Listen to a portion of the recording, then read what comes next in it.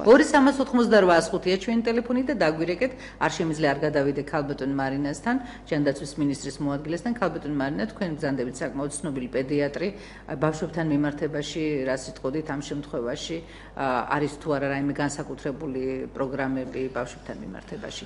აი სწორედ სხვათა შორის ძალიან კარგად დაემთხვა გენოფონდის განვითარება, პირდაპირ დაკავშირებულია ბავშვებთან და დიდი მნიშვნელობა აქვს ამ შემთხვევაში ჯანდაცვის სამინისტროს მუშაობის მიმართულებას, აი ამ მიმართულებით სწორედ ბავშვებთან. დიდი მადლობა მოწვევისთვის, მივესალმებით მოწვევისთვის.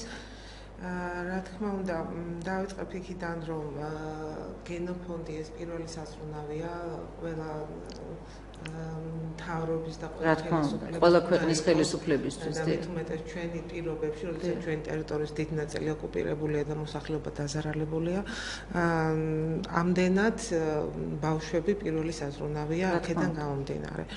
რაც შეეხება დევნილ მოსახლეობაში ბავშვთა მდგომარეობა, რა თქმა უნდა, ასევე დაზარალებულია სოციალურ-ეკონომიური მდგომარეობიდან გამომდინარე, მათ მეტი ზრუნვა ჭირდებათ და მაქსიმალურად სამინისტრო ცდილობს, რომ გაითვალისწინოს.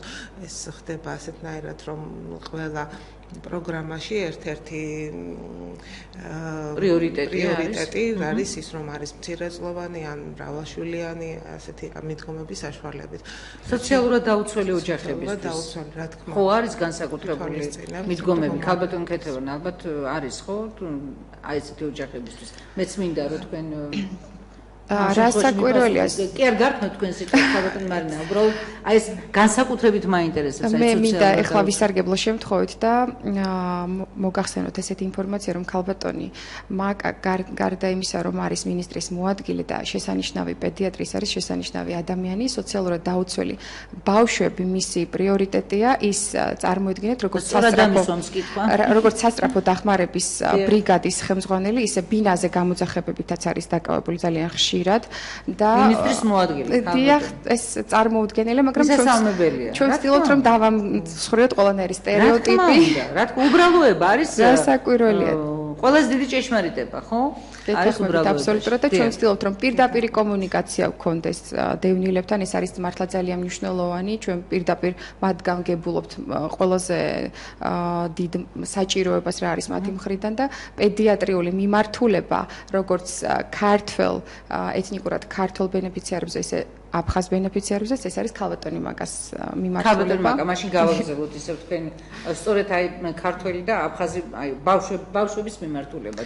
როგორია და სხვათა შორის მინდა გავიხსენო ის ფაქტი, რომელიც უსიამოვნო ფაქტი, როცა საზღვარზე არ მისცეს ბავშვს უფლება რომ გადმოსულიყო და უსიამოვნო ფაქტი სამწუხაროდ მოხდა, მაგრამ იმედი აღარ გამეორდება, მსგავსი და აღარ მოხდება.